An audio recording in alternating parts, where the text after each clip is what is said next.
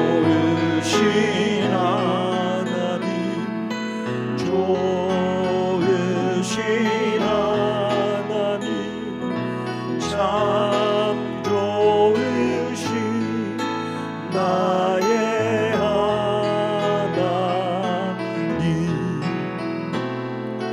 좋으신 아버지, 좋으신 아버지, 참 좋으신 나의 아버지.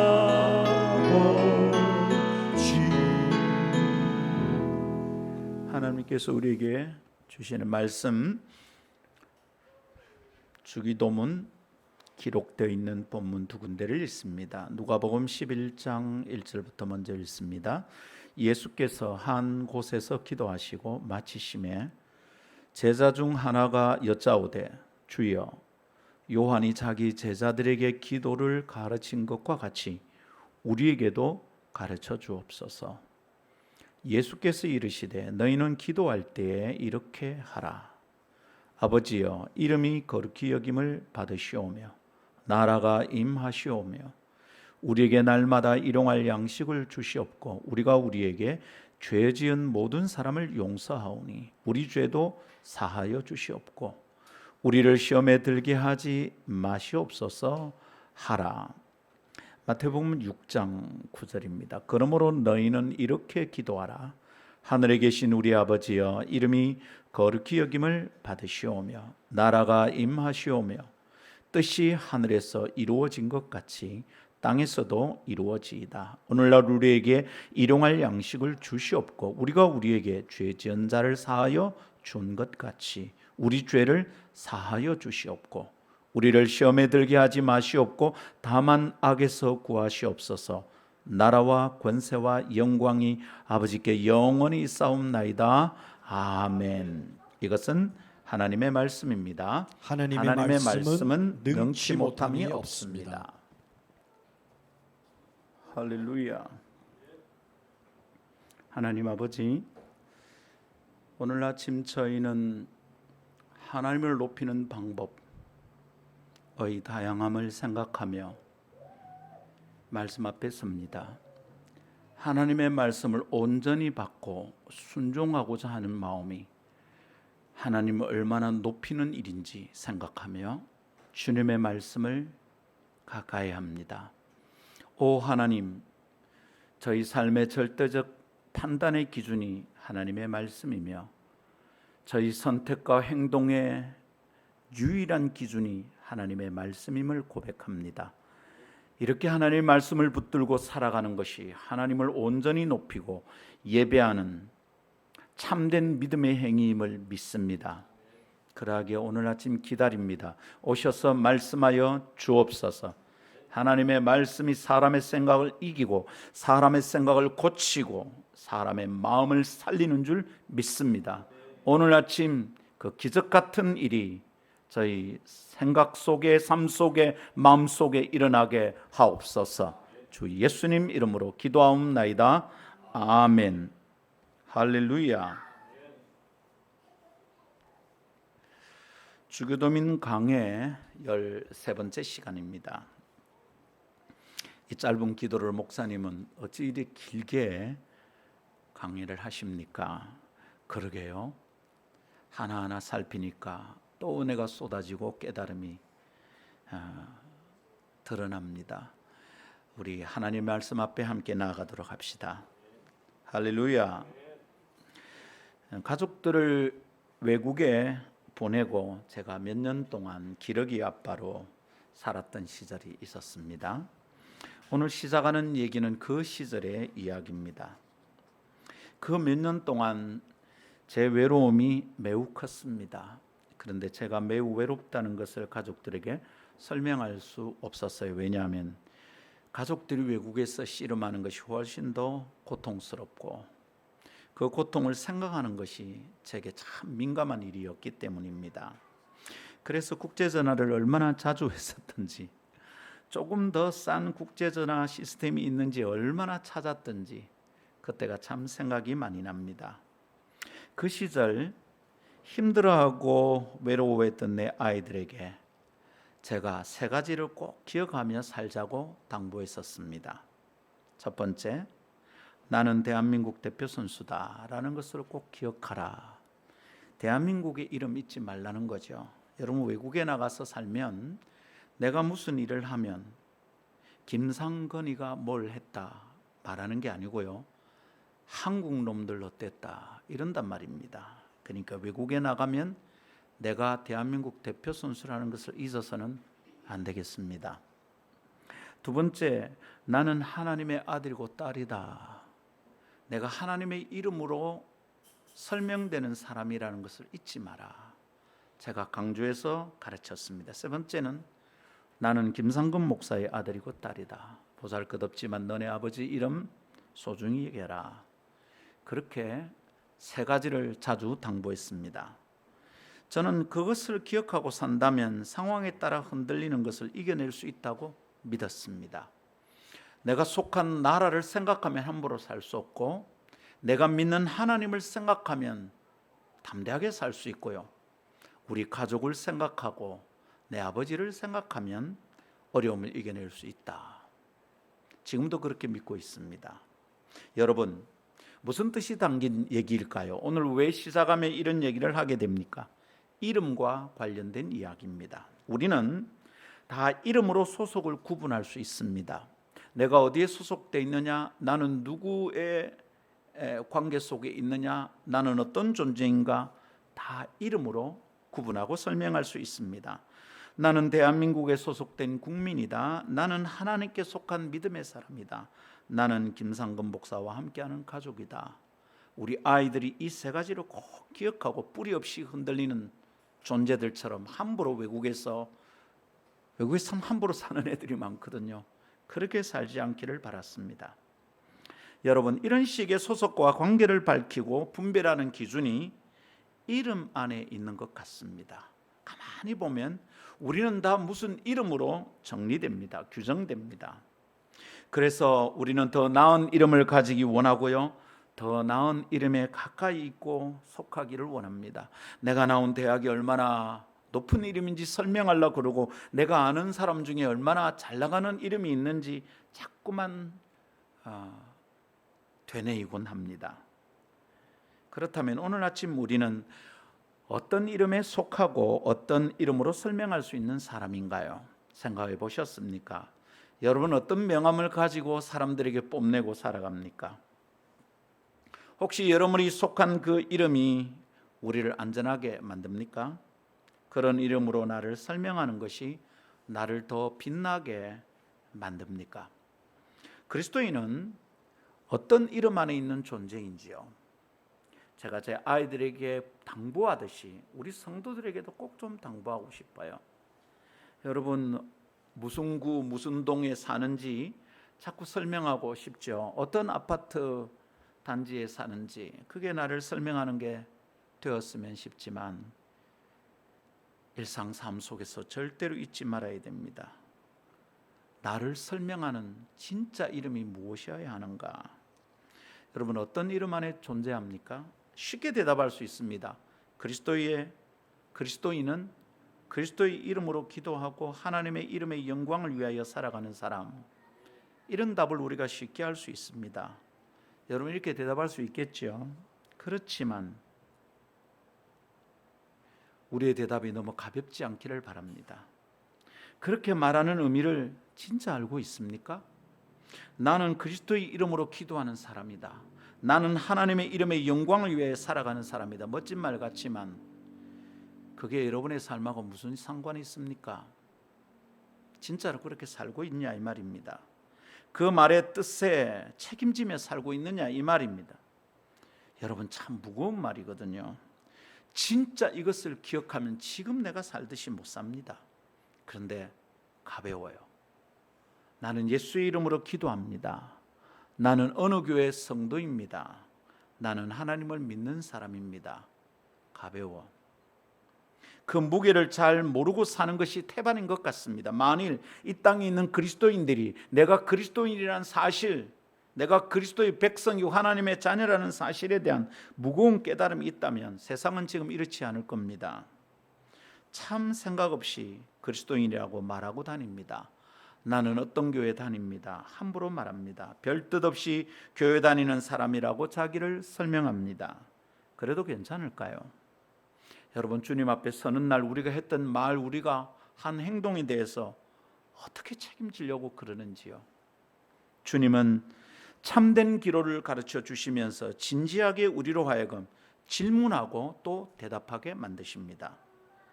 첫 기도 제목부터 마음이 묵직해지는 거예요.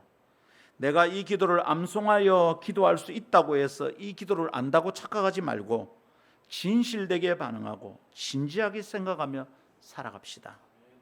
그래서 참된 기도를 배워서 진짜 기도하는 사람이 되기를 바랍니다. 참 하나님의 백성 되기를 바랍니다. 오늘 아침 이런 간절한 소망을 품고 다음 세 가지를 묵상하며 우리의 기도를 성찰하고 온전한 기도의 삶을 다시 시작할 수 있기를 간절히 바랍니다. 첫 번째, 참된 기도는 하나님을 이름으로 만나게 됩니다. 여러분, 이것을 그저 듣지 말고 목사는 왜 이런 표현을 했는가 생각하며 깊이 생각하면서 말씀을 받읍시다. 참된 기도는 하나님을 이름으로 만나게 됩니다. 참된 기도는 두 번째, 참된 기도는 하나님의 이름을 존중히 여기게 합니다. 세 번째, 하나님의 이름은 존중히 여기는 자 안에서 능력이 됩니다. 이 세 가지 말씀을 깊이 묵상하고 묵직하게 받아들여 우리의 삶이 새로워지고 기도가 온전해지기를 기대하고 축복합니다. 첫 번째 따라합시다. 참된 기도는 하나님을 이름으로 만나게 합니다. 이름으로 만나게 된다는 게 무슨 말인가? 여러분, 만나는 사람들, 여러분 어떤 존재들입니까? 사실은 이름도 모른 채 만날 때가 있습니다. 그래서 막 이렇게 설명합니다. 왜 있잖아, 그 정육점 집에 그 옆에 그 의상실 하는 그 아줌마 이름 모릅니다. 무슨 관계가 있죠? 또 말합니다. 왜 야야 내가 항상 가서 이렇게 가끔 급할 때 돈 빌리는 그 집 있잖아. 그 집에 가서 돈 좀 빌려달래 해라. 엄마, 내가 가서 내가 누구라고 설명할까? 사실 이름으로 만나지 않습니다. 근데 이름을 만날 때가 있어요. 나 그분 안다. 누구? 김영관 씨. 진짜? 안다. 알아요. 그리고 어떨 땐 제가 이렇게 말하기도 합니다. 누구를 만나면 제 이름 얘기도 됩니다. 여러분, 이름을 사용하고 이름으로 만나는 것은 굉장히 중요합니다. 어디 가서 누군가 내 이름을 쓰는 것을 싫을 때가 있습니다. 네 앞으로 내 이름 언급하지 마라. 어디 가서 내 안다고 하지 마라. 이렇게 할 때도 있습니다. 있죠, 여러분? 이름으로 만난다는 것은 굉장히 중요합니다. 존재와 존재가 진짜 만나는 겁니다. 참된 교제가 있는 겁니다. 할렐루야. 우리가 이 기도를 배우면서 예수님께서 이 기도를 가르쳐 주실 때 이 기도를 배우면서 우리가 단단히 붙들어야 될 깨달음이 이것입니다. 참된 기도는 하나님을 이름으로 만나게 됩니다. 하나님의 이름을 위한 기도를 우리가 어떻게 이해할 수 있을까? 제발 주기도문 강의 시간에 내가 주기도문을 아는 것처럼 생각하지 마십시오. 그게 정말 가장 위험한 일입니다. 뭘 배울 때 아는 것처럼 생각하면 그 사람을 가르칠 수가 없습니다. 내가 그러면 나는 배울 수가 없습니다. 잘 안 가르쳐지는 사람이 그런 사람들입니다. 안다고 생각하니까 가르칠 수가 없는 거예요. 그러니 여러분, 알고 있던 생각을 깡그리 부셔버리고 우리는 진짜 기도를 배울 수 있기를 원합니다. 하나님의 이름을 다루어야 하는 기도입니다. 하나님의 이름이 거룩히 여김을 받으시오며, 이게 예수님께서 우리에게 가르쳐진 첫 기도 제목입니다. 이거 뭘까? 하나님의 이름을 어떻게 다룰까? 나는 하나님의 이름을 알고는 있는가?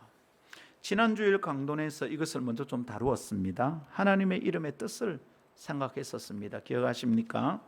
그래서 오늘은 조금 더 나아가 묵상을 이어가고자 합니다. 하나님의 이름을 위하여 기도하라고 하신 예수님의 가르침을 통하여 우리는 무엇을 더 깨달을 수 있는가? 아무래도 이것일 듯합니다. 그게 뭡니까? 한번 따라합시다. 하나님은 이름을 가지신 분입니다. 하나님은 이름을 가지신 분입니다.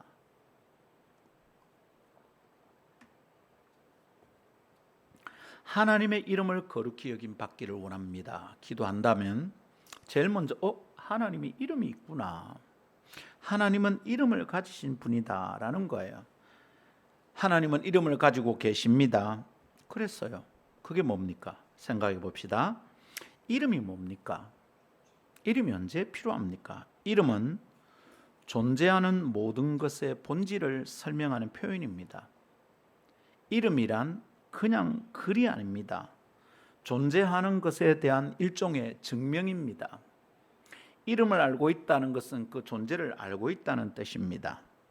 그렇다면 하나님은 이름을 가지고 계시다라고 말한 이 표현은 무슨 뜻입니까? 하나님은 어떤 개념이나 공허한 공상 속의 신이 아니라는 뜻입니다. 실제로 존재하시고 거기에 계시고 여기에 계시는 분이라는 거예요. 살아계신 하나님이라는 겁니다. 여러분, 하나님을 언제쯤 이렇게 경험해 봤습니까? 하나님이 계시네. 하나님이 살아계시네. 하나님이 지금 내 곁에 계신다. 여러분, 이것을 언제쯤 몸 떨리게 경험한 적이 있습니까? 다 생각이야. 예수 믿는다고 말하는 사람들, 교회 다닌다고 하는 사람들 가만히 보고 있으면 그냥 생각이에요, 생각. 하나님이 계신다는 생각을 가지고 있는 거예요. 천국이 있는 것 같아라는 개념을 가지고 있는 거예요. 기독교라는 관념을 가지고 있는 거예요. 실제로 하나님을 경험한 사람이 있는지 진짜 물어보고 싶어요. 언제 하나님 만났죠? 언제 하나님 음성 들었습니까? 언제 하나님이 당신의 어깨를 툭툭 천 적이 있습니까? 언제 하나님이 당신의 뺨을 쓰다듬어 준 적이 있습니까? 대답할 수 있겠습니까? 그럼 묻고 싶죠? 못된 성도들은 거꾸로 목사에게 따지는 거예요. 목사님은요? 있죠. 그것 없이 어떻게 목사가 되었을까요? 그것 없이 어떻게 이따위로 살면서도 여전히 예수를 믿고 있을까요? 돈도 없는데, 자주 아파 샀는데, 권세를 가진 목사에게 가끔 무시도 당하는데, 그런데도 어떻게 이렇게 살 수 있을까요? 하나님 때문이죠. 하나님은 계십니다. 개념이 아닙니다, 여러분. 하나님에 대해서 철학적으로 말하는 말이 아닙니다. 하나님은 계십니다. 할렐루야. 10년 전에도 계셨고요, 지금도 계시고요, 10년 후에도 계실 겁니다. 이 땅에 존재하는 모든 것이 다 사라지고 없어져도 하나님은 계실 겁니다. 살아계신 하나님입니다. 할렐루야. 그러니 하나님의 이름을 위하여 기도한다고 할 때 하나님의 이름을 글자로 생각할 것이 아닙니다. 하나님의 이름은 야훼다. 야훼란 스스로 있는 자란 뜻이다. 히브리어 하야 동사에서 나왔다. 가르쳐 주시니까, 배웠으니까 말할 수 있습니다. 그게 하나님을 아는 걸까요? 하나님을 이름으로 아는 걸까요? 아니에요. 하나님의 존재, 영적 실체이신 하나님을 찾고 만지고 대면하고 대화하고 그렇게 할 수 있음을 믿고 기도해야 되겠습니다. 기도를 시작하면 하나님이 내 기도하는 무릎 앞에 오신다는 걸 믿고 그것을 기대하고 기도해야 됩니다. 그렇게 기대하고 기도합니까? 하나님 부르면 와서 상관아, 그렇게 하신다고 믿습니까? 그렇다면 왜 이렇게 염려를 많이 하고 살아갑니까? 만일 그렇다면 지금 돈 좀 없는 것 때문에 왜 그렇게 끙끙거립니까? 여러분, 지금 제 주 거래 통장의 잔고가 기가 막힙니다, 여러분. 매달 말이면 항상 그렇습니다. 그 돈으로 여러분, 내가 어떻게 살 수 있을까요? 근데 저 초라해 보입니까? 꼬라지가 흉흉해 보입니까? 그렇지 않습니다. 자, 그런 것 때문에 그렇게 겁먹지 않습니다. 내가 책임져야 될 가족들 때문에 저는 겁이 납니다. 저는 사실 겁먹지 않습니다. 돈으로 저를 위협하거나 돈으로 저를 유혹할 수 없습니다. 그 문제와 오랫동안 씨름했습니다. 왜 그렇습니까? 하나님 부르면 그분이 곧장 내 무릎 앞으로 오십니다.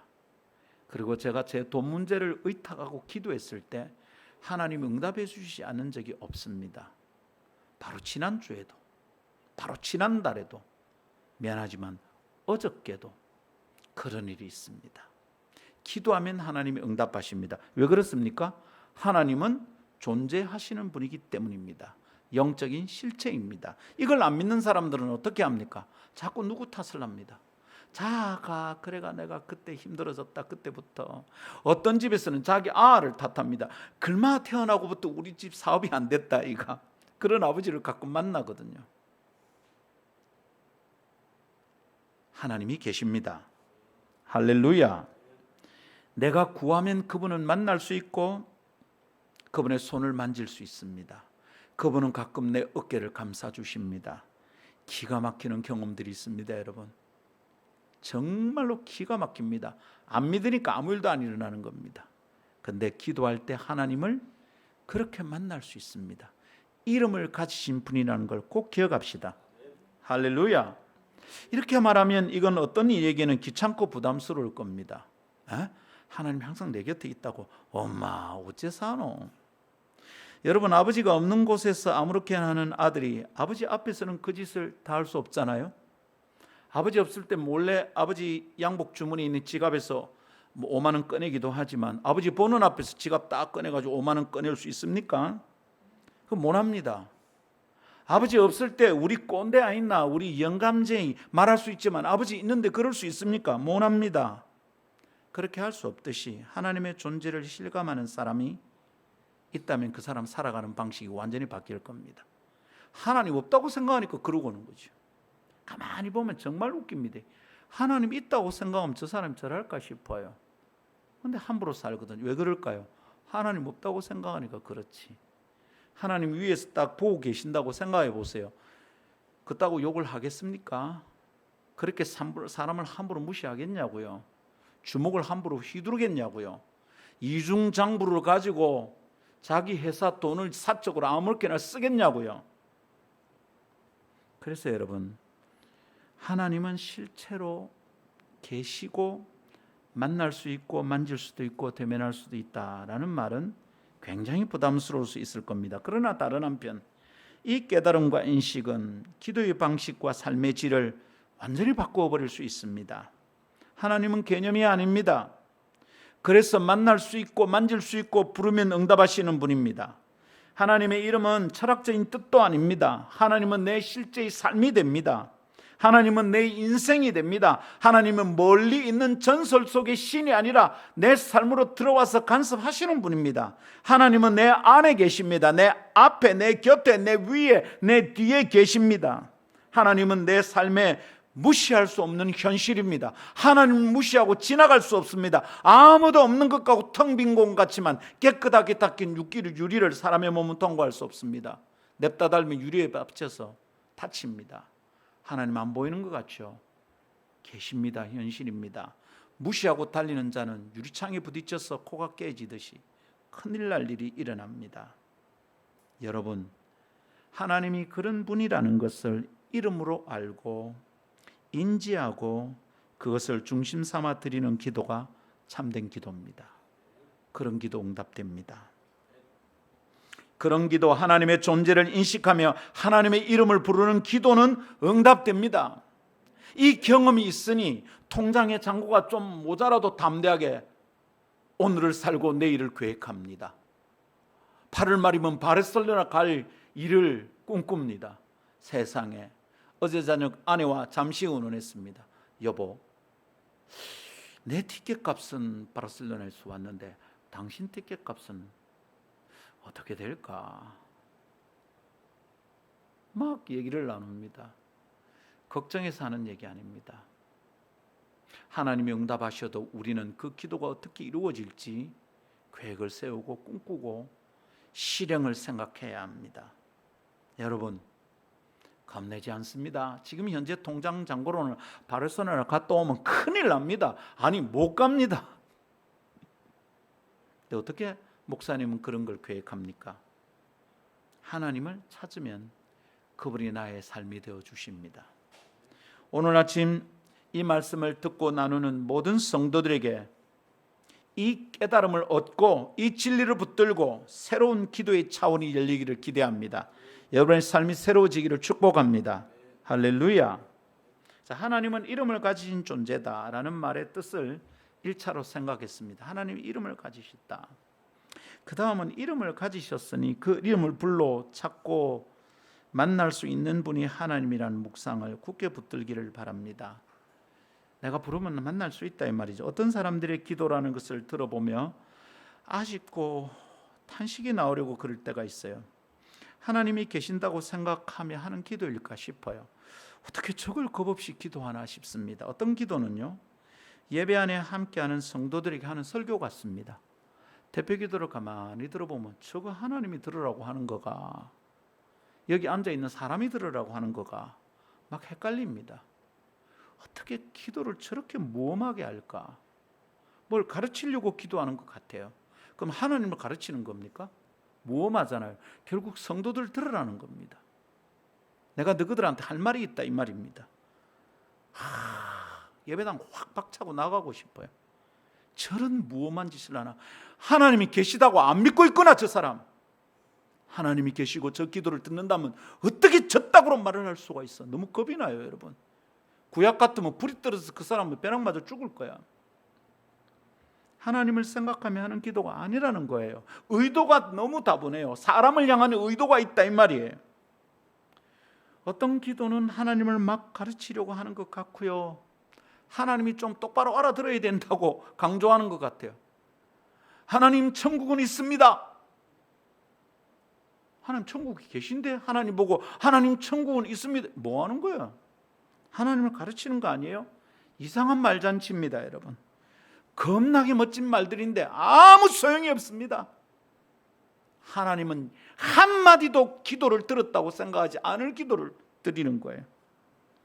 아무리 생각하고 또 생각해도 하나님이 지금 존재하고 있다 라는 생각을 가지고 기도하는 것 같지 않습니다. 큰일 났다, 이놈의 교회에 큰일 났다 싶은 느낌이 들 때가 한두 번이 아닙니다. 어떤 사람은 기도하다가 막 이럽니다. 합심 기도를 하는데 아버지 주여 주여 오 손을 들고 하면서 슬쩍 이 사람 봅니다. 자기 기도하는 거 보는가 싶었어. 뭐 하는 짓인지 모르겠어. 하나님 앞에 사는 게 아닙니다. 사람 생각하는 거잖아요. 기도를 이대로 두면 큰일 나겠구나. 이거 안 되겠다 야. 목사의 가슴에 불이 탈 때가 있습니다. 집회를 다니니까 제가 이 교회 저 교회 가보잖아요. 대표 기도를 듣다가 제가 눈을 떠서 이 사람을 이래 볼 때가 있습니다. 저분은 기도를 어디서 배웠을까? 저분은 기도를 뭐라고 생각하는 걸까? 그럼 죄송합니다. 한 번만 딱 귀 좀 막고 한번 들으십시오. 기도 더럽게 배웠구나. 우리 어머니 표현입니다. 우리 어머니 표현은 좀 하급이다, 시원찮다, 그거는 막 맛도 없고 엉망진창이라고 할 때 어머니는 항상 그렇게 하십니다. 아이고 더러워서 맛도 없고. 기도를 참 더럽게 배운 겁니다. 어디서 배웠습니까? 기도를 누구한테 배운 겁니까? 여러분에게 목사는 절대로 그렇게 기도하지 않습니다. 저 기도에 사용하는 말 하나하나 뜻을 생각하며 합니다. 저번에 했듯이 또 습관처럼 기도 안 하려고 애를 씁니다. 하나님이 들으신다면 이 기도 응답이 되어야 되는데 그럼 난 뭘 구해야 될까? 겁먹을 필요 없습니다. 이제 아름다운 교회에서 대표 기도는 다 했구나. 와, 다음 줄 기도 누구? 야, 큰일이다 그 사람. 다음 줄 기도 누구죠? 김나혜랑이지 싶습니다. 걱정하지 마십시오. 제 딸은 적어도 그따구로 기도하지는 않는 것 같습니다. 여러분, 야 이제 대표 기도가 다 있다, 그렇게 걱정할 것 없습니다. 여러분, 진짜로 하나님이 들으신다고 생각하면 기도는 쉬워집니다. 복잡하지 않고 단순해집니다. 정말로 급한 기도 여러분 어떻게 했습니까? 저는 이렇게 기도해 본 적이 있습니다.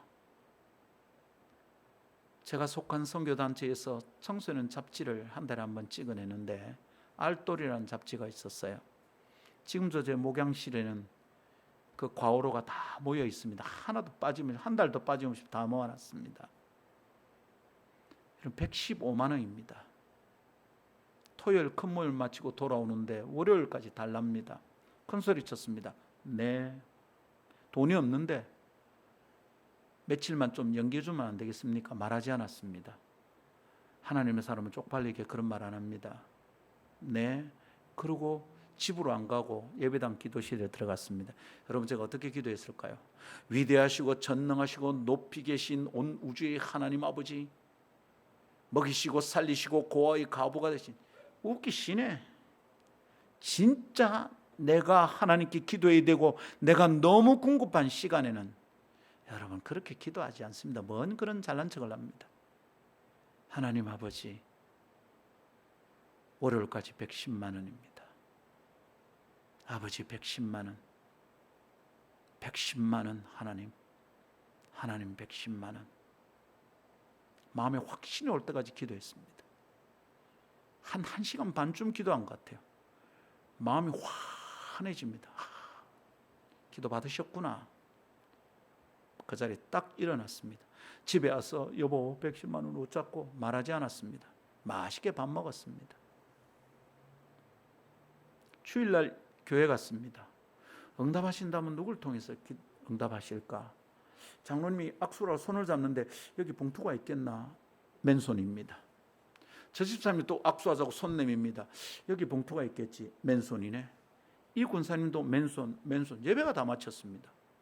집에 왔습니다. 잠옷 갈아입고 밥도 먹었습니다. 이야, 내일인데 큰일이다. 잠자리를 펼 때 전화가 왔습니다. 목사님 찾아뵈도 되겠습니까? 네? 기도하는데 하나님께서 김상금 목사에게 급한 돈이 필요하다고 그러시는 것 같아서 수표 100만 원짜리 딱 넣어서 찾아왔습니다. 근데 15만 원 없잖아. 갑자기 생각났습니다. 어제 큰 모임에 아이들 헌금한 총액이 15만 원이었습니다. 그 저녁에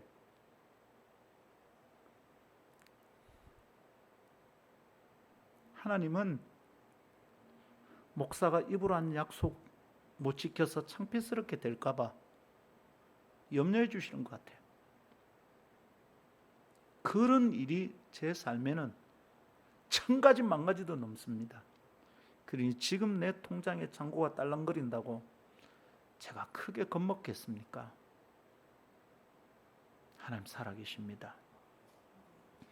저 간땡이 커진 마야입니다. 아직도 우리 교회 재정이 딸랑딸랑하잖아요. 버섯게 마음에 믿음이 탁 생겨서 재정부에 바로 얘기했습니다. 맥주 헌금 남은 거 절반은 장애인 전도협회 보내자, 절반은 수제연금 보내자. 우리 교회 넉넉하지 않지만 지금쯤에 너무 힘든 사람들 돌아보자. 마음에 막 믿음이 생기는 겁니다. 목사님, 그러다 목사님 사례도 못 봐도 못 잡니까? 굶으면 되죠. 근데 주님, 당신의 이름을 염려하는 자를 하나님도 염려해 주십니다. 너무 걱정하지 맙시다. 할렐루야. 혼자 대표기도 다 했거나 걱정하지 마시고, 오히려 하나님은 이름을 가지신 분이라서 부를 수 있고 만날 수 있다는 것이 더 어떤 생각보다 기도를 더 진실하게, 더 분명하게, 더 쉽게, 어렵지 않게 할 수 있게 만든다 믿습니다. 하나님을 만나 이야기하듯 하면 되기 때문입니다. 그런데 왜 기도가 그렇게 어렵습니까? 하나님 진짜 계시다고 믿고 기도하는지 저는 궁금해요. 진짜 계시다면 진실하게 말하면 되지. 사람이 들으면 어떻게 할까 생각하니까 기도가 힘든 거잖아요. 대표 기도가 그래서 어려운 것 아닙니까? 하나님하고 1대1로 만나서 기도할 때 여러분 그렇게 어렵게 합니까? 하나님 아버지 110만 원. 여러분 그게 무슨 화려한 수사가 있습니까? 그냥 급하니까 쏟아내는 겁니다. 하나님은 이름을 부르면 반응하고 찾아오시고 교제가 가능한 분입니다. 이것이 하나님은 이름을 가지신 분이라는 말의 중요한 뜻입니다. 믿으십시오. 믿음이 있는 사람처럼 좀 제발 살아가십시오. 우리는 메아리도 없는 소리를 지르는 자들이 아니에요. 주여 주여 주여 하는데 하나님이 계시다고 안 믿는다면 그 목만 아픈 거죠. 우리의 기도는 대답을 얻을 수 있습니다. 우리는 기도함으로 하나님을 만나고 하나님께 우리의 마음을 토해놓을 수 있습니다. 그러니 누가 대표 기도하면 아멘 하십시오. 목사가 옳은 얘기를 한다 싶으면 아멘 하십시오. 이 말씀대로 되면 좋겠다 싶을 때는 아멘 하십시오. 하나님이 계시다고 믿고 믿음으로 말하고 믿음으로 행동합시다. 온갖 염려 다 하고 복잡한 생각 다 하고 저래가 어째 사노 싶습니다. 하나님이 계신데도 내 생각이 왜 그렇게 복잡합니까? 주님께 맡기고 하나님 나를 위한 생각을 좀 복잡하게 합시다. 내 몸뚱아리 하나 때문에 그렇게 복잡하게 생각하지 말고 하나님은 계십니다. 누구를 만나 이야기하는 것보다 훨씬 더 속이 후련해질 수 있습니다. 기도할 때마다 계시니까 내 기도를 들으시니까 기도하고 나면 속이 후련합니다. 하나님이 들으셨다. 왜 꼭 말해야 되는 걸 말하지 못해서 끙끙거리다 어느 날 만나서 그 사람에게 탁 말하려고 하면 돌아서는데 속이 후련하잖아요. 이렇게 말하면 될 걸 괜히 혼자 끙끙거렸다 싶죠. 하나님께 기도하면 그렇단 말입니다. 들으셨다. 속이 후련합니다. 하나님 들었으니 이제 하나님 문제지. 내가 걱정할 필요 없지. 그러고 살면 됩니다. 할렐루야. 다른 사람 자꾸 만나서 이 말 저 말로 위로받고 묻고 충고 얻고 상담받으려고 할 것까지 없습니다. 사람을 무시해도 된다는 말이 아니라 습관이 그래 되면 곤란합니다. 하나님 먼저 찾읍시다. 참된 기도를 배우고 나면 사람 찾아다니던 습관이 얼마나 부끄러운지 하나님 이렇게 들어주시는 내가 뭐 했나 싶습니다. 참된 기도는 하나님께 드리는 것입니다. 참된 기도는 하나님을 이름으로 만나게 만들어줍니다. 진짜 만나게 만들어준다 이 말입니다. 참된 기도를 드리는 기도의 사람은 실제로 삶 속에 일상으로 찾아와 존재하시는 하나님을 만납니다. 내가 그 이름을 알고 부를 수 있고 그분도 나를 이름으로 알고 만나 주십니다. 얼마나 아름답고 놀라운 일입니까? 이것을 꿈꿉니다. 날마다 이런 기도를 통해 하나님을 이름으로 만나는 기도의 사람이 김상근이 되고 싶습니다. 그리고 김상근 목사가 목회하는 교회 모든 성도들 이런 기도의 사람 되기를 바랍니다. 기도 응답이 매일 수두룩하게 산더미처럼 쌓이는 간증이 넘치는 사람들 되기를 기대합니다. 우리에게 이런 기도의 사람들이 많이 이르러 꿈꾸며 기대합니다. 그 삶을 시작합시다. 참된 기도는 하나님을 이름으로 만나게 합니다. 두 번째 따라합시다. 참된 기도는 하나님의 이름을 힘있게 한번 따라해 볼까요? 사람이 있는지 없는지 좀 느끼게 해주십시오. 하나님은 계십니다. 그래서 우리가 알게 해주십니다. 사람이 여기 있는지 내가 지금 하나님만 계시는 곳에 와서 하나님 들으라고 설교하는지 참 궁금할 때가 있어요, 여러분. 그죠? 기도할 때 내 아멘 하는데 아무도 아멘 안 하더라고. 하나님만 들으신 건 분명해. 하나님은 내 기도 들었는데 성도들은 이 기도가 응답 안 돼도 되나 싶어서 참 궁금합니다. 힘있게 따라합시다. 참된 기도는 하나님의 이름을 존중히 여기게 합니다. 진짜로 제대로 하는 기도, 하나님의 이름을 거룩히 여김 받기를 원하여 희망을 품고 하는 기도는 하나님 이름을 존중히 여기게 만듭니다. 내 기도를 통해서 하나님이 존중히 여겨진다 이 말입니다. 자, 하나님은 이름을 가지고 계신다. 하나님이 이름이 있다는 말은 그렇다면 하나님은 아무개가 아닌 거죠. 하나님은 거시기도 아니고 머시기도 아닙니다. 야야 거서가 저석 해가지고 머석 하거라. 아니요.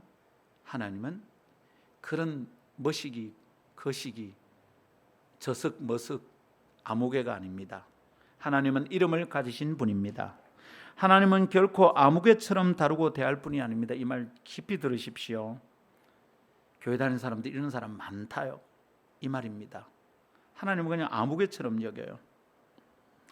그렇게 다룰 뿐이 아니에요. 무엇보다 기도할 때 더욱 그렇습니다. 기도가 궁급한 순간은 내가 매우 힘들 때 아닙니까? 그죠? 그냥 힘들지 않을 때는 기도 안 해요. 새벽 기도 안 나와요. 근데 힘들면 기도하기 시작합니다. 그 힘든 그 순간에 기도할 때 그래서 내 상황이 급하고 내 문제가 중요하기 마련입니다. 다른 게 안 보입니다. 그래서 기도를 듣는 이가 누구든 어떻게든 누가 듣든 이 문제를 좀 풀어주었으면 싶은 심정이 되기 십상입니다. 그래서 여러분, 세상이 어떻습니까? 되게 급하면 엄마가 아들 교문 붙들고 기도합니다. 하나님, 알라, 부처님, 산신령님, 누구든지 계시면 응답해 주십시오. 그 드라마에 나오는 거 봤어요. 보다가 내가, 야, 급하면 아무나 부르는구나.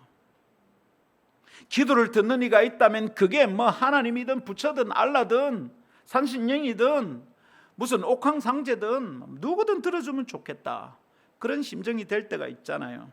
그래서 아무려면 어때? 기도가 응답되면 되지. 누가 들으면 어때? 들어만 주면 되지. 그런 생각에 점집도 드나들고 신수를 보기도 합니다. 새 사주포리에 기웃거리기도 합니다. 뭐로 가도 서울만 가면 된다는 생. 멈춰 생각하십시오. 아주 위험한 생각입니다. 하나님은 이래도 되고 저래도 되고 기도를 누구나 들으면 되지, 응답만 되면 되지. 그렇게 하나님을 만날 수 없습니다. 하나님은 아무개 씨가 아닙니다. 미스터 아무개는 옆집 아저씨도 되고 익명의 누구 아무라도 괜찮을 겁니다. 그렇지만 내가 기도할 때 만날 하나님이 미스터 아무개여서는 안 됩니다. 그 사람 기도 응답 없습니다. 믿음이 어떻게 자랍니까? 삶이 어떻게 변화될 겁니까? 지금보다 더 나은 삶을 살면 쉽지만 하나님과 상관없이 행복한 삶이란 존재하지 않습니다. 하나님이 아무개가 되어서는 안 됩니다. 하나님은 이름을 가지신 분입니다. 그래서 하나님의 이름을 함부로 다뤄서는 안 됩니다. 그래서 하나님의 이름으로 뭘 맹세하고 그러지 말랍니다. 우리는 기도할 때 하나님의 이름을 거룩히 여겨야 합니다. 기도할 때 하나님의 존재를 두렵게 깨닫고 존중히 여기라는 말입니다. 그리고 그 기도를 이루기 위해 살아가는 모든 순간에 하나님의 이름이 거룩히 여김 받도록 살아야 합니다. 이게 무슨 말입니까? 기도를 이루기 위해 살아가는 모든 순간이라니 무슨 뜻입니까? 많은 사람이 기도하고 나면 자기는 아무렇게나 살아요. 아니요. 내가 기도하면 하나님 응답하시는데 하나님은 그 기도 응답을 내 삶에서 찾고 싶으실 때가 있어요. 내가 그 기도 응답이 되기를 바라셔요. 제가 언젠가 그렇게 기도한 적이 있습니다.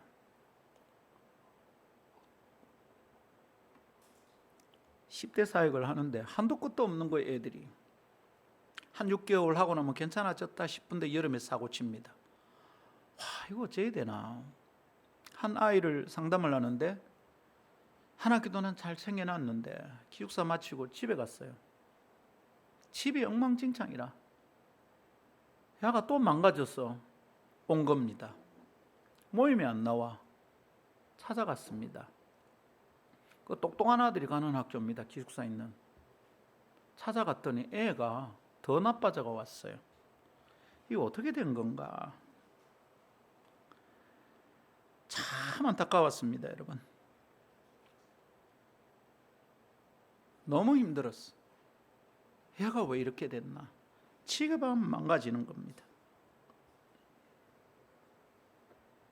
그 친구하고 얘기했습니다. 얘야, 너가 아버지가 네한테 어떻게 하든지 어쩌든지 너에게는 하나님 아버지가 계시잖아. 그 하나님의 이름에 어울리게 살면 안 되겠니? 아버지하고 한판하고 왔대. 이제 방학 때도 안 간대. 부산에서 알바를 찾고 어떻게 해보겠대. 그러면서 뭘 하냐면 이러는 거예요. 목사님, 하나님 계신다 안 했습니까? 근데 어떻게 이 모양입니까? 그래서 너무 마음이 아파서 그날 밤에 기도했습니다. 하나님, 제 애들이 갈 데가 없네. 아버지가 없습니다. 저건 아버지가 아닙니다. 진짜 제가 울면서 기도했어요.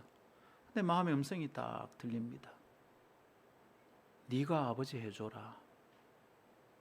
네가 있을 곳이 되어줘라. 여러분, 그 밤이 제 사역의 전환점이었습니다. 저는 이렇게 이 사역을 오래 하리라 생각 안 했습니다. 저는 유학 가서 공부하고 돌아와서 대학 강단에 서고 싶었습니다. 근데 그날 분기점이었습니다. 네가 걔들의 아버지가 되어줘라.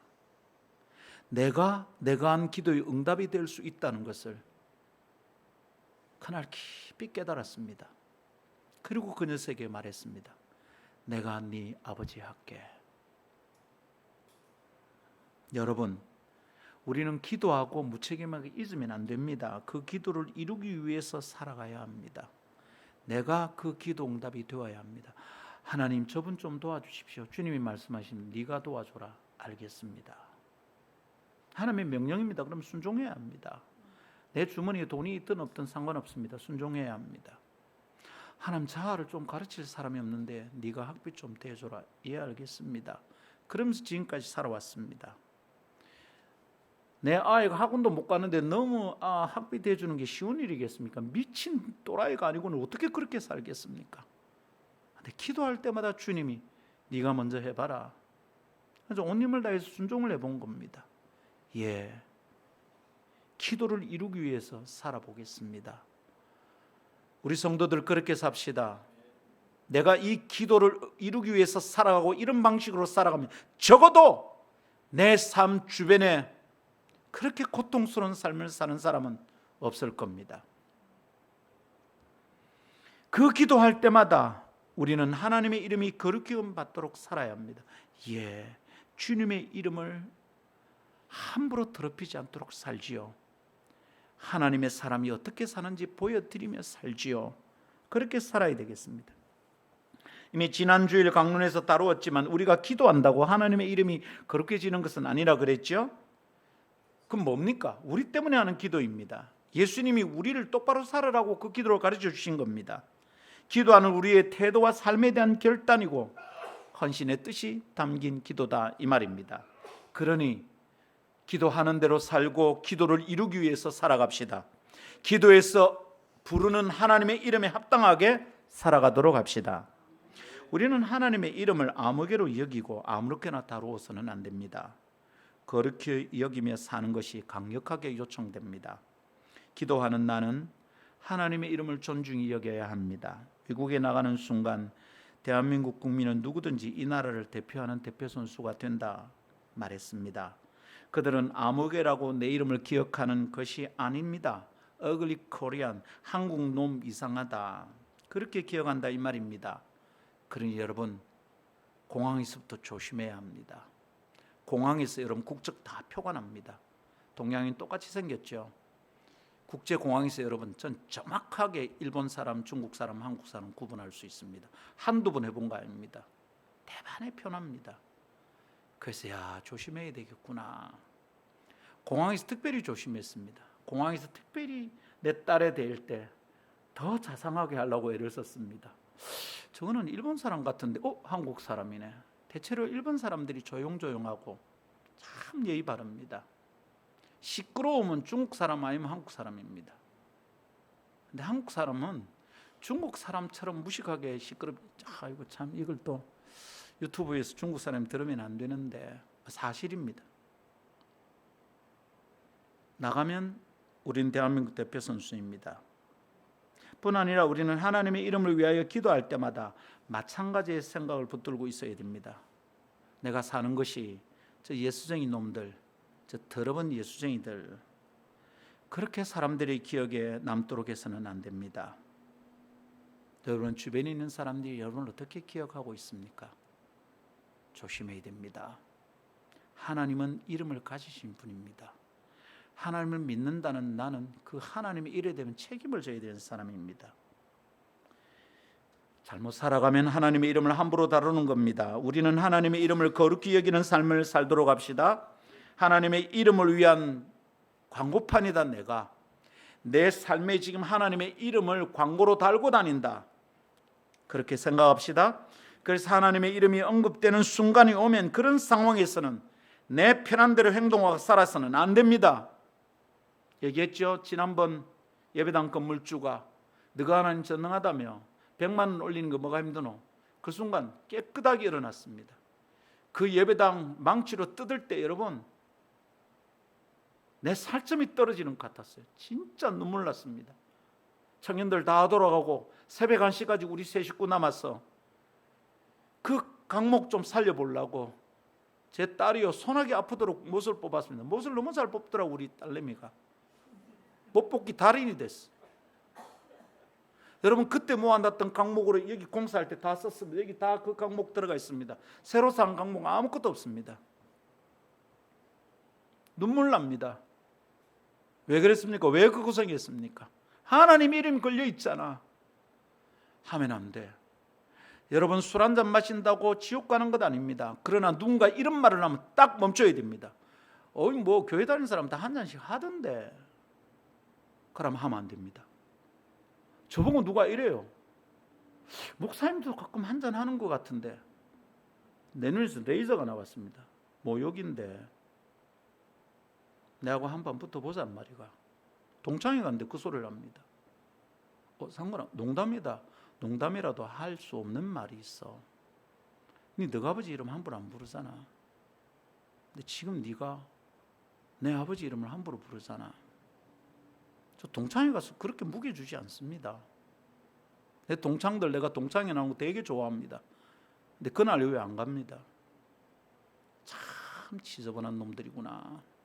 속이 너무 상합니다. 여러분 하나님의 이름이 언급되는 순간이 오면 그런 상황에서는 나는 기독교 대표 선수입니다.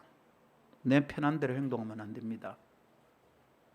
적당히 돈과 하나님을 섞어서 헷갈리는 짓을 하면 안 됩니다. 적당히 즐기며 사는 삶과 하나님의 이름이 섞이는 것을 주의해야 됩니다. 거룩히 여김 받는다는 것은 구별된다는 뜻입니다. 거룩은 하나님의 이름을 다른 이름의 짬뽕처럼 섞어 놓으면 안 됩니다. 돈하고 헷갈릴 때, 권세 있는 누군가와 헷갈릴 때 멈추어야 합니다. 국회의원은 나버리고 대통령이고 간에 하나님의 이름을 업수히 여기는 자 앞에서는 목을 내놓을 수 있어야 됩니다. 그래서 우리의 믿음의 선조들이 순교한 겁니다. 그런데 알량한 지 자존심 상하지 않으려고 하나님의 이름을 뭉개버립니다. 기독교 대표 선수로서 제대로 살지를 못하는 겁니다. 정신 차립시다. 예수님께서 그런 기도 제목을 가르쳐 주신 뜻을 깊이 생각합시다. 하나님께서 당신의 이름에 관심이 많으시다는 겁니다. 기도는 모름지기 하나님의 이름과 뜻이 먼저여야 합니다. 기도할 때마다 하나님의 뜻이 무엇인지 궁금해하며 그것에 집중하도록 해야겠습니다. 예수님께서 당신의 이름을 위한 기도를 가르쳐 주신 이유를 그런 관점에서 생각합시다. 하나님은 당신의 이름이 함부로 다루어지는 것에 대하여 기뻐하지 않으십니다.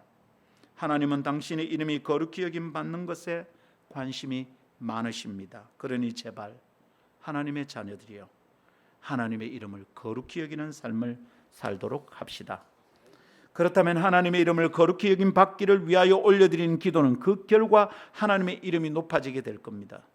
기도로 하나님의 이름을 찬양하게 되는 겁니다. 그런 의미의 기도를 가르쳐 주신 예수님의 뜻을 생각해야겠습니다. 우리의 기도는 본질적으로 하나님의 능력을 선제적으로 믿고 하다 보니 믿어지는 거 말고 믿고 하나님의 거룩하심을 높이는 찬양이 됩니다. 그런 기도를 드리는 동안 내가 아니라 하나님이 자꾸 드러나게 됩니다. 이거 진짜 훈련해야 됩니다, 여러분. 하다 보면 자꾸 내가 나오거든요. 누구라도 그렇습니다. 그래서 내가 아니라 하나님이 드러나게 되는 것 정말 열심히 훈련해야 됩니다. 내 속 심령은 가난하여지고 하나님의 이름은 부요해지는 것, 이것을 기대하며 살도록 합시다. 참된 기도 속에는 언제나 그렇게 나는 작아지고 하나님은 크신 하나님이 되는 것을 믿읍시다. 그렇게 하나님을 크게 보는 것이 믿음입니다. 그런데 우리의 기도 속에 하나님 너무 작고 내 걱정과 근심 속에 하나님은 나노 하나님이십니다. 그러니 기도가 응답되겠습니까? 우리는 기도할 때 크신 이름 앞에 나아가는 겁니다. 그렇게 크신 하나님께 간구하는 것임을 믿읍시다. 그렇게 하나님의 이름을 거룩히 여깁시다. 그러니 기도할 일이 있을 때마다 평안합시다. 크신 하나님께 내 문제를 맡기면 기도하는 것이 지극한 평안의 비결이 되는 것을 기억합시다. 기도보다 더 평안한 것이 어디 있겠습니까? 주님께 맡겼는데. 그렇게 기도 드리면 기도의 참된 모습이 된다는 것을 믿읍시다. 참된 기도는 하나님의 이름을 존중히 여기게 됩니다. 마지막 세 번째, 오늘은 좀 길어지더라도 이걸 끝내야 되겠습니다. 그래야 다음 주는 다른 기도 제목을 계속 이어가야 되니까 세 번째 따라합시다. 하나님의 이름은 존중이 여기는 자 안에서 능력이 됩니다. 하나님의 이름 존중이 여기는 기도가 참된 기도다 그랬습니다. 그런데 이렇게 질문해 봅시다. 그렇게 하나님의 이름을 거룩히 여기는 기도가 우리에게는 무슨 유익이 있습니까? 내가 하나님의 이름을 위하여 살고 그분의 영광을 위해 살려고 애를 쓰는 게 내게 무슨 유익이 있냐고. 목사님, 그렇게 사는 게 집에 무슨 유익이 있습니까? 그렇게 살다 보니 가난한 거 아닙니까? 그 무슨 유익이 있습니까? 목사님의 자녀들이 고생했지 않습니까? 똑똑한데. 맞죠? 그죠?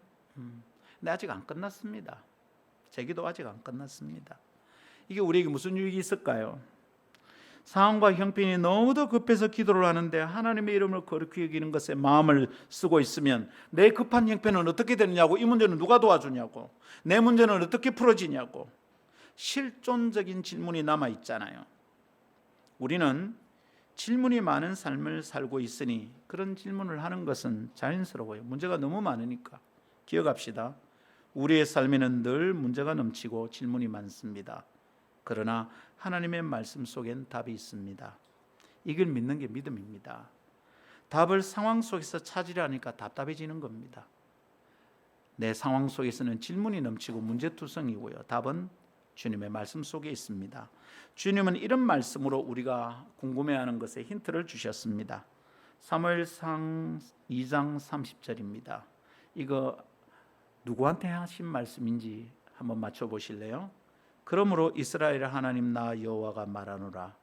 내가 전에 네 집과 네 조상의 집이 내 앞에 영원히 행하리라 하였으나, 하나님 여전히 이렇게 약속했으나 이제 나 여호와가 말하노니 결단코 그렇게 하지 아니하리라.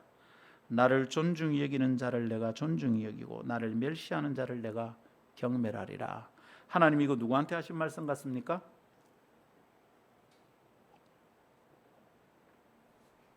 사무엘상 2장이니까 사무엘이 어릴 땐갑다, 그죠?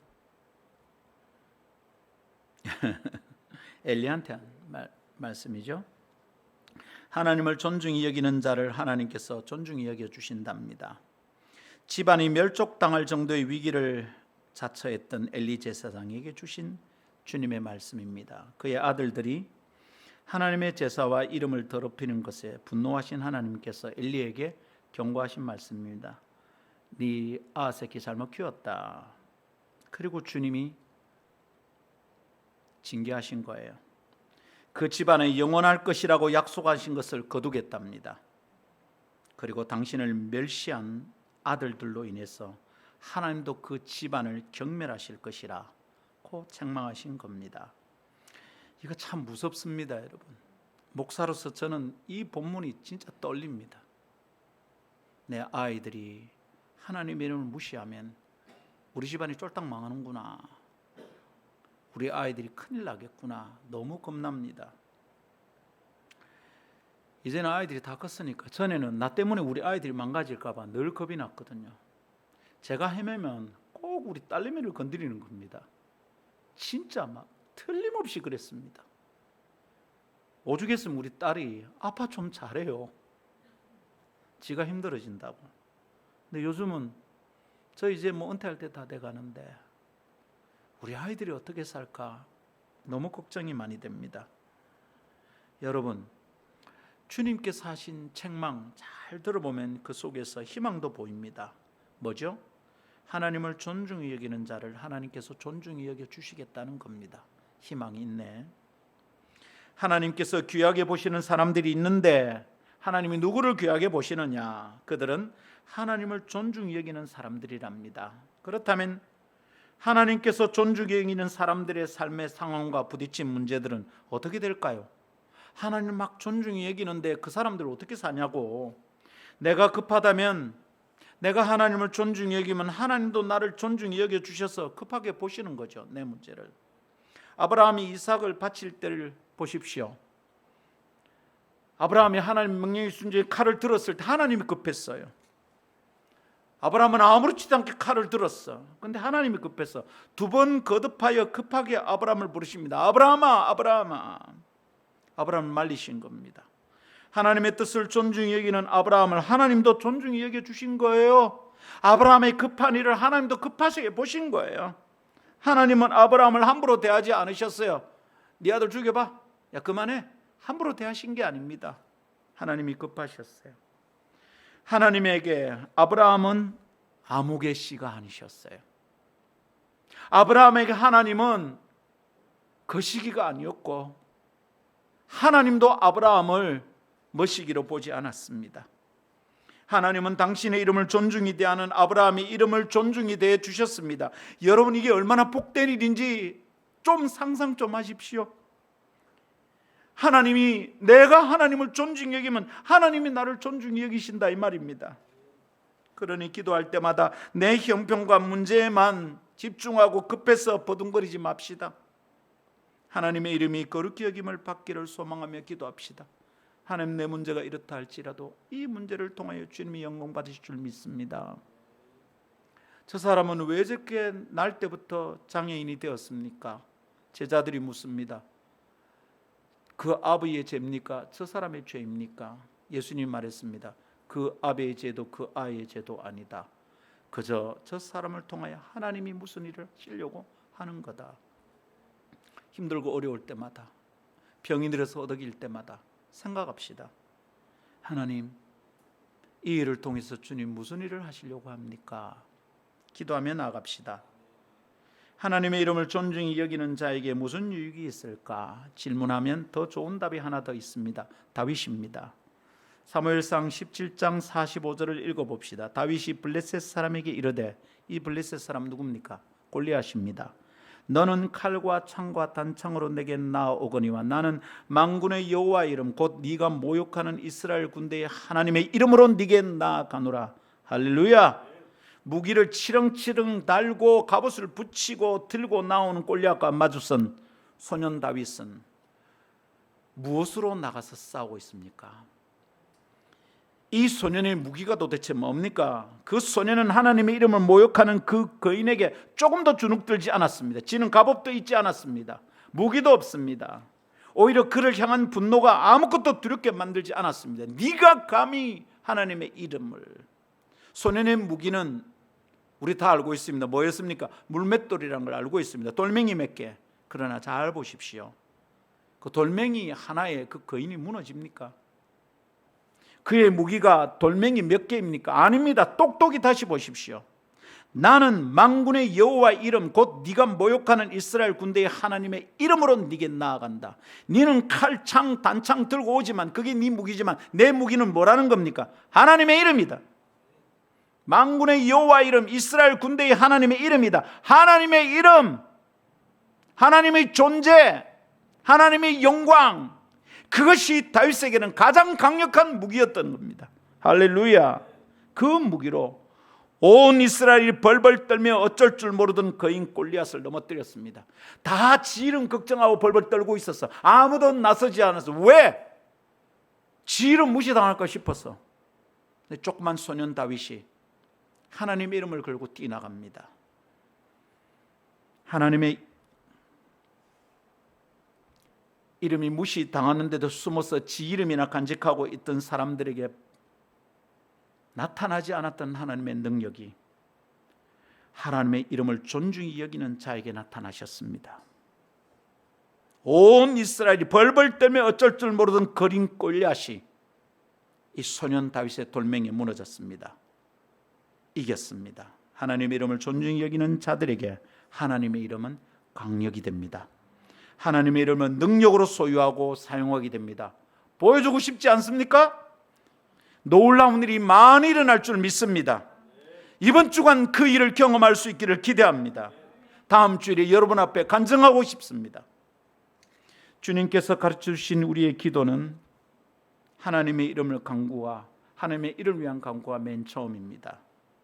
곧 하나님 그분 자신을 향한 관심이 우리 인생의 첫 번째 관심이 되어야 한다 이 말입니다.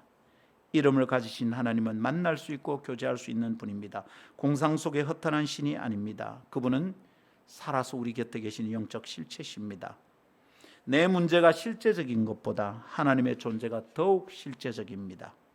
그러니 두려워하지 말고 그분의 이름을 의지하고 그분의 이름을 부르며 나아갑시다. 그런 기도를 배우고 참된 기도를 올려드리는 것이 하나님을 향한 찬양이 된다는 걸 믿고 나아갑시다. 또한 그분의 이름이 당신의 성품에 합당한 것처럼 우리 또한 우리의 이름에 합당하게 살아가야 하겠습니다. 그리스도인이란 이름에 합당하게, 목사라는 이름에 합당하게, 집사라는 이름에 합당하게, 예수 믿는 청년이라는 이름에 합당하게 살아갑시다. 이런 마음의 다짐을 이 기도를 드릴 때마다 생각해야겠습니다. 우리의 이름은 그분의 이름으로 말미암아 존재한다. 그리스도인, 하나님의 백성, 하나님의 자녀. 하나님, 당신은 한 번도 스스로 당신의 이름에 어울리지 않는 일을 하신 적이 없습니다. 그런데 우리는 하나님의 이름에 어울리지 않는 일, 우리의 이름에 어울리지 않는 일 수두룩합니다. 마땅치 않다는 것을 깨닫고 하나님의 이름을 거룩히 여기는 삶을 살아낼 수 있기를 바랍니다. 찬양합시다.